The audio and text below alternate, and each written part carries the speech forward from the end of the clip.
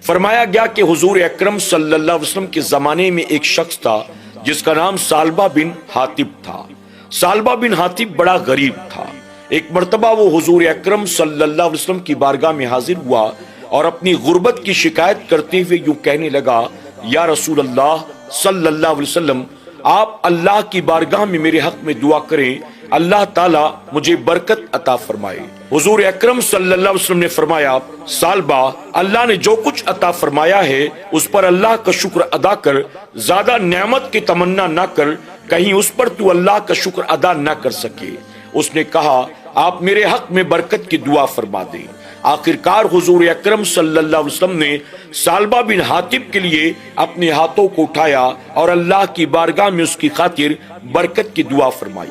حضور اکرم صلی اللہ علیہ وسلم کی دعاؤں کی برکت سے اللہ رب العزت نے ثعلبہ کی بکریوں میں برکت عطا کی۔ ثعلبہ جو کل تک ایک بکری کا مالک تھا، اب اللہ تبارک تعالیٰ نے اتنی برکت عطا کی، اتنی برکت عطا کی کہ ثعلبہ کے پاس بکریوں کا لمبا چوڑا ریوڑ تیار ہو گیا۔ اب ثعلبہ کا آبادی میں رہنا محال ہو گیا۔ وہ ثعلبہ جو مدینے کا رہنے والا انصاری تھا، جو 5 وقت حضور اکرم صلی اللہ علیہ وسلم کے پیچھے اپنی نمازیں بجماعت ادا کرتا تھا، اپنی بکریوں کی زیادتی کی وجہ سے وہ مجبوراً مدینے سے باہر چلا گیا، ایک میدان میں جا کر اپنی بکریوں کے ساتھ رہنے لگا۔ اب ثعلبہ کبھی 2 وقت جماعت کے ساتھ نماز ادا کرتا، کبھی 3 وقت بجماعت نماز ادا کرتا۔ اب ثعلبہ کا ہر نماز کے لیے مدینے میں آنا مشکل ہو گیا۔ ثعلبہ کی بکریاں بڑھتی چلی گئیں، یہاں تک کہ ثعلبہ جس میدان میں اپنی بکریوں کے ساتھ رہتا تھا، اب وہ میدان بھی اس کو چھوٹا پڑنے لگا۔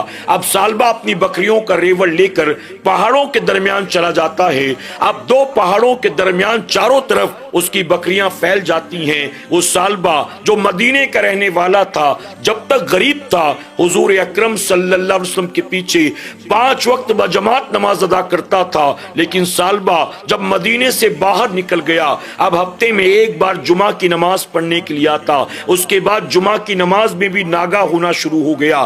حضور اکرم صلی اللہ علیہ وسلم نے صحابہ اکرام سے فرمایا، صحابیوں بتاؤ ثعلبہ کا کیا حال ہے؟ تو لوگوں نے کہا، آپ کی دعاؤں کی برکت سے اللہ نے اس کو بہت بکریاں عطا کی، یہاں تک کہ ثعلبہ جو نماز پنجگانہ بجماعت ادا کرتا تھا، اب کسی جمعہ آتا ہے اور کسی جمعہ وہ نماز میں بھی نظر نہیں آتا۔ اللہ اکبر! یہاں تک کہ حضور اکرم صلی اللہ علیہ وسلم پر اللہ تبارک تعالیٰ وحی کی شکل میں زکوٰۃ کا حکم نازل فرماتا ہے۔